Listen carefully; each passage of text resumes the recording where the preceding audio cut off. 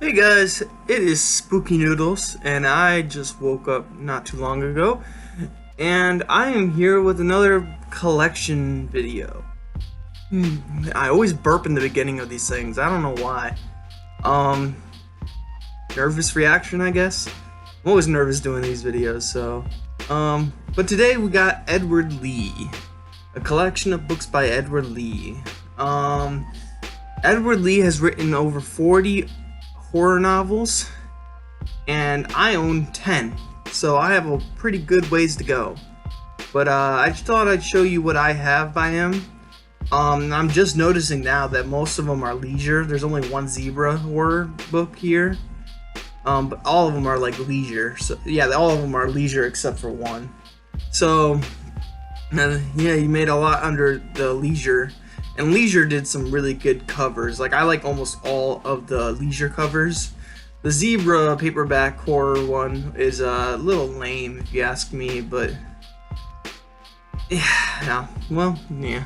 It doesn't take anything away from the book, I don't think. I haven't read the book yet, so it's only a matter of time. But yeah, we'll start off with the first book, which is sorry, my hair's a mess. The Chosen by Edward Lee, obviously, because this is all by Edward Lee. But The Chosen. Okay, let's read the back for y'all. Restaurant manager Vera Abad has come to the inn to embark on the job of her dreams, but from the day she arrives, her dream turns into a horroring nightmare. She hears strange footsteps, sees faceless figures in the dead of night, and is tormented by erotic dreams in which a hideous stranger makes love to her. Pretty creepy stuff, guys. That's The Chosen by Edward Lee. Sorry if there's a glare. I don't know what to do about glares. Alright, next I actually got as a gift from my horror horror trade my terror trade box, and that is The Backwoods by Edward Lee. This thing is in great condition too. They went all out for me. This might actually be a sooner than later read, because it sounds pretty interesting. Let me read the back for you. More than memories await Patricia when she returns to the quiet backwoods town where she grew up. A woman strangled half to death and buried alive. Children who scampered off to play, never to return. Men and women strung up and butchered for sport. Corpses dug up and bodies found, with parts missing. All these greet Patricia. All these and more. Something from the darkest heart of the night is stalking her, while the town itself, it seems cursed by a nameless evil. Lust-filled dreams fuel deadly obsessions. The bodies pile up, and the blood flows. Black secrets are revealed, and nightmares live in the backwoods. So that's The Backwoods by Edward Lee. And I love these leisure covers. Usually I'm a fan of zebras covers, but that Edward Lee The Chosen book did not have a really great cover, but these leisure covers are just amazing. I love these leisure covers. I love the woods, because I'm from Michigan. There's a lot of woods here, so I love anything to do with trees and stuff like that. So trees. But let's move on. Edward Lauren told me something about this book. I don't remember what he told me about it. I think I remember bringing it up because it has a train on it. But The Black Train by Edward Lee, of course. Look at that train. Old-fashioned little, what do you call those trains? Locomotive? I don't know. I forget what they call them. Alright. A historic bed and breakfast, or a monument to evil and obscenity. Justin Kohler, ooh, this one's a male, didn't know the house's lurid, shocking history when he arrived for a relaxing stay. He knew nothing about the train tracks that run behind the house, or that they once led to a place worse than hell, but he's learning. At night he can hear the mansion whisper. He hears little girls giggling where there are no little girls. And if he listens closely, he can hear the haunting whistle of the train and the cries of the things that chained in its prison cars. Each room of the house holds another appalling secret, but the greatest secret of all rides the black train. So that's the black train. Bed and breakfast, yes. I would love to read this book. I'm interested in the backwoods, but the black train seems interesting. The only one I didn't really find interesting in these bunch of books is really The Chosen. And The Chosen and the backwoods sound very similar, you know. So, all right, next we have The Golem. Ooh, look at that. That is just so cool. Love that cover. Ah, so cool. Computer generated zombie coming out of the ground, and then you got the woods and fog in the background. Oh, so cool, guys, so cool. Like, I'm so giddy over this book. This book looks so cool. Now, is the story any good? I have no idea. I have not read it yet, but these covers, man, these covers are so cool. All right, I haven't even read the back to this book, so, you know, let me read the back for you guys. From the bones of the dead, from a long-buried secret, through an ancient ritual, they rise to kill. What was first created to protect has now been perverted and twisted into servants of evil, commanded to act a bloody, brutal vengeance. The original golem has molded from clay centuries ago to serve and defend the innocent. But today, new golems will stalk the night to bring terror and death to the quiet Maryland coast. For one young couple, their dream home will become a slaughterhouse when they discover that nothing can stop the relentless walking horror known as the golem. So yeah, as much as I'm giddy over this golem looking thing, I'm not sure how I feel about the actual story, but that cover is so cool, guys. I'm not sure if I like that one more or the backwoods one. I think I like the golem one more. Alright, next we have Monstrosity. And again with those if you can see, those computer generated monsters. Alright guys, yeah. This is so cool. I love that. Blue skies, palm trees, and flawless white sand beaches. Claire Prentice thinks her new home is paradise, and her brand new job as security chief at the clinic almost seems too good to be true. It is, but the truth is worse than she could ever imagine. Lurid dreams. More of these dreams, man. What is up with this stuff?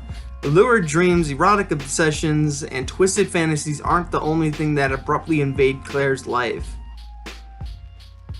Is someone really peeping into her windows at night? Yes. Could those grotesque things in the woods possibly be real? Yes. Is Claire being stalked? Yes. But not by anything human, by a monstrosity. So that sounds like the other two books where a girl's having erotic dreams about grotesque things. So yeah, and I'm guessing this book's gonna be similar. But Slither by well, as you know, this is a collection, so yeah, I don't have to keep saying Edward Lee. And I'm gonna get it mixed up with Edward Lauren eventually because their names are so close.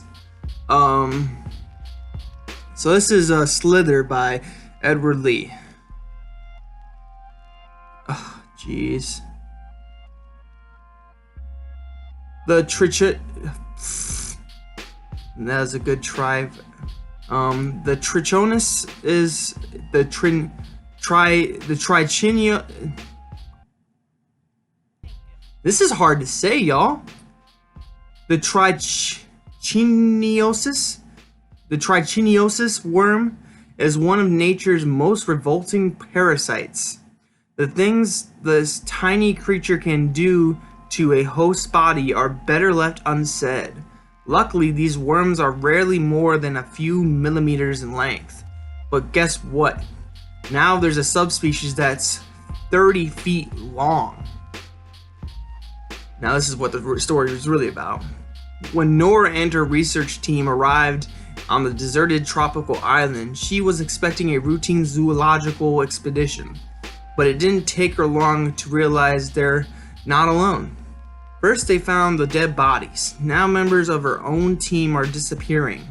And when they return, they've changed. And is there any sane explanation for the lurid, perverse dreams she's been having?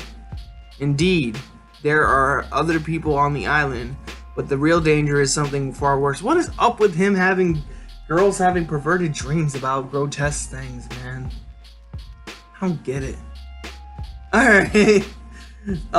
Next is Brides of the Impaler by Edward Lee. I did it again, guys. It's obviously Edward Lee. Brides of the Impaler. And, yep. The church sits dark and empty without a congregation. As far as anyone knows. But who is the macabre nun who looks like she stepped out of someone's darkest nightmare? And what bloodthirsty evil lies buried in the basement of the New York City brownstone waiting for its chance to be reborn? When Christina and her husband moved into the brownstone, they thought it would be their dream house. But almost immediately something began to beckon to her. She can feel it calling to her, luring her, filling her dreams with newfound passion, unbridled lust, and promises of ecstasies she'd never thought possible. Soon there will be no turning back, for the time has come for the unholy ritual performed by the Brides of the Impaler. More erotic dreams, guys. Did I just buy all his horror erotica books by accident? And let me really quickly do these in order, because this is a trilogy, I believe. So I don't want to screw this up.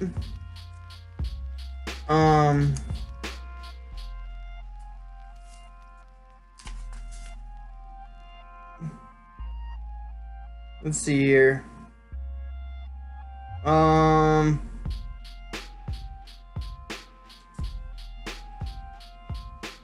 So it goes this book, and this book, and this book. Okay, I think I got the order right.